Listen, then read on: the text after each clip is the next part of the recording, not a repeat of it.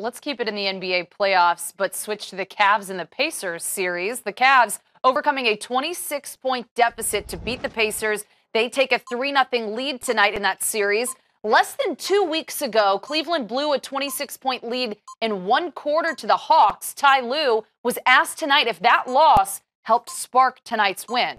Here's what he said.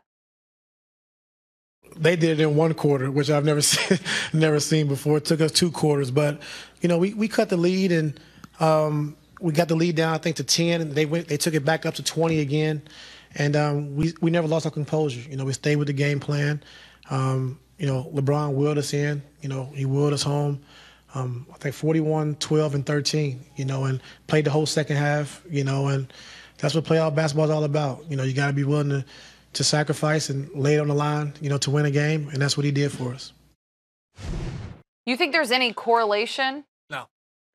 I don't think there's any correlation that Ty Lue's the coach. No offense to Ty Lue. He was a journeyman, and I think he's a pretty good NBA coach. But you and I could have coached that team tonight.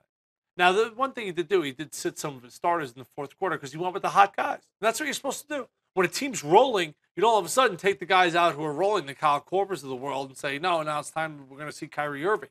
So Ty Lue just went, oh, you guys are playing well? Just go. Timeout, just go. Get the ball around and go. So some coaches maybe want to put more of their imprint on the game. I think Ty Lue's smart enough to realize he has the best player in the world. Just go.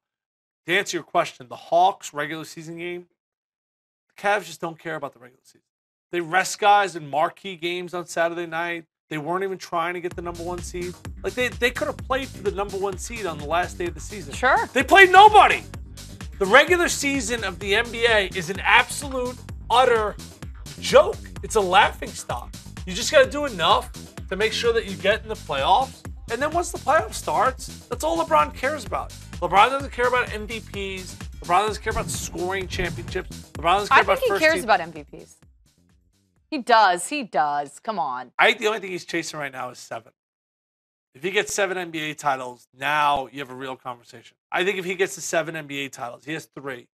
Go to the finals this year, win this year. You still have to go to 3 more finals and win those or maybe even more. I mean, he's getting older. He's in his 30s now, mid-30s. If he gets to 7, he will leave the NBA as the greatest NBA player of all time. Now, he only has 3, but he's been to the finals 7 or 8 times. I keep forgetting. But 7's the only number because Michael has 6. Kobe has 5. If he gets to 7 titles, no one's going to say, oh, he's been the finals MVP 12 times. No one cares. No one cares about how many titles. That's all he cares about. Regular season wins, 50-win seasons, doesn't matter. Just titles. If he gets to 7, that's the